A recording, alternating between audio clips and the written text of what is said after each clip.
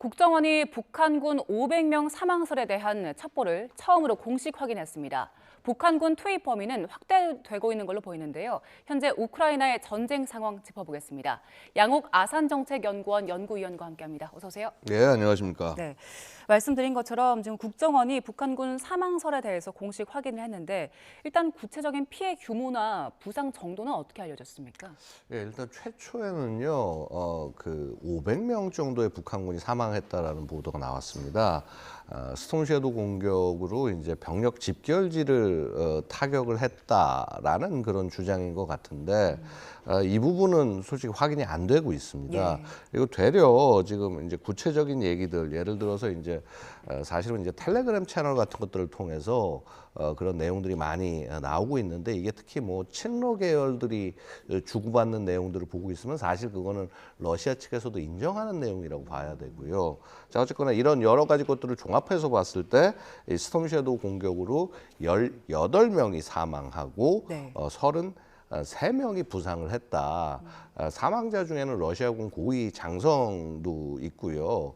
그래서 솔로책 중장인가 하는 그 레닌그라드 군관구의 부사령관이 사망했다라는 내용도 들어가 있었고요.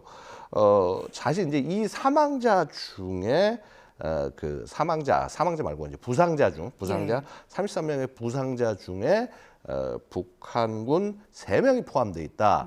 그 중에서 2명은 군 장교로 보이고 그중에 최소한 1명은 굉장히 고위급 장교가 아니겠냐, 즉 장군이 아니겠냐라고 추정이 되는데요. 바로 여기서 우리 지난번에 보면 그 신금철, 김영복, 리창호 이렇게 3인이 러시아로 들어갔었다는 얘기가 나오는데 예. 이 3인 중에서 신금철이 이 부상을 입지 않았을까, 이런 관측이 나오고 있는 것이죠. 예, 그 지금 짚어주신 신금철 인민군 소장이요. 예. 이 사람은 어떤 인물입니까? 자, 일단 신금철에 대해서 그간 많이 안 알려졌었는데 일단 좀 몇 가지 정보를 종합해 보니 총참모부의 작전처장이더라. 이렇게 이제 추정이 되고 있습니다. 총참모부는 아시다시피 우리 군으로 치면 이제 합동참모본부에 해당하는 것이고요. 작전처장이라고 하면은 아마도 이제 작전국장 정도 되지 않을까. 그래서 기본적으로 이제 이게 임무가 뭐냐면 군사작전을 기획하고 사실 또 이제 실행하고 이제 하는 부분들을 또 총괄까지 하는 그런 굉장히 나름 뭐랄까 전쟁 전체의 모양을 그리는 굉장히 중요한 역할이라고 할 수가 전략 있어요. 짜고 지휘를 하는. 예, 맞습니다. 그런데 결국 근데 이런 중요한 사람이 왜 갔느냐? 결국 우크라이나 전쟁에서 전훈, 그러니까 교훈을 배우기 위해서 보내진 것으로 보이는 거죠. 그러니까 우리 지금 예를 들어서 전 부속반을 보내느니 마느냐 하면서 굉장히 시끄럽지 않습니까?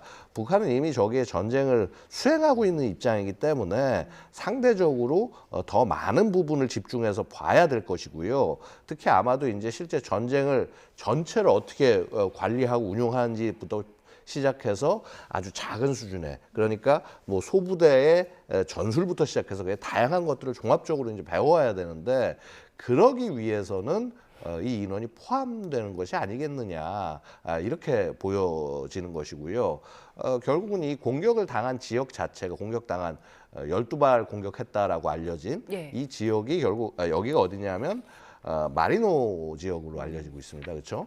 자, 그래서 여기에 아마 이제 전선주의부가 있는 쪽을 공격을 한 것이 아닌가 예상이 되고요. 예. 그렇기 때문에 이런 고위급의 이 사망자 혹은 부상자들이 나온 것이 아닌가 생각이 됩니다. 지금 이제 들려오는 소식들을 보면 부상의 규모도 상당히 구체적으로 500명이다 이렇게 나와 있고 누가 다쳤는지에 대해서도 상세하게 나오잖아요. 근데 전쟁 중 첩보인데 이런 건 어떻게 파악이 되는 겁니까? 아까도 말씀드렸다시피요. 사실은 이 그러니까 기본적으로 엄청난 수준의 감청이 일어나고 있다고 보셔야 돼요. 그건 이제 러시아가 우크라이나에 대해서도 마찬가지지만 우크라이나가 러시아에 대해서도 엄청나게 많이 정보를 수집을 하고 있습니다. 이 수집되는 것에는 핸드폰 통화 내용이라든가 혹은 이제 그 텔레그램에서 내용들을 주고받은 내용들, 그다음에 그런 이런 감청 정보 이외에도요. 사실 우리가 오신트 그러니까 오픈 소스 인텔리전스라고 해서 공개 정보 즉 어떤 행동들이나 이동들이 있었다라고 하는 그런 뭐 예를 들어서 뉴스 보도 예. 뭐 아니면은 어떤 뭐 우리로 치면은 뭐 단톡방 같은 거겠죠. 예, 그게 이제 텔레그램 채널인데 텔레그램 채널 안에서의 대화 같은 것들 이런 것들을 통해서 전체적으로 정보의 그림을 그려내고 있다고 말씀드릴 수가 있고요. 사실 이 정보의 양이 엄청나서 사실은 심지어 AI 도움까지 받아가면서 중요한 정보를 취합하는 그런 정보 작전을 수행하는 것으로 이해하고 있습니다. 네.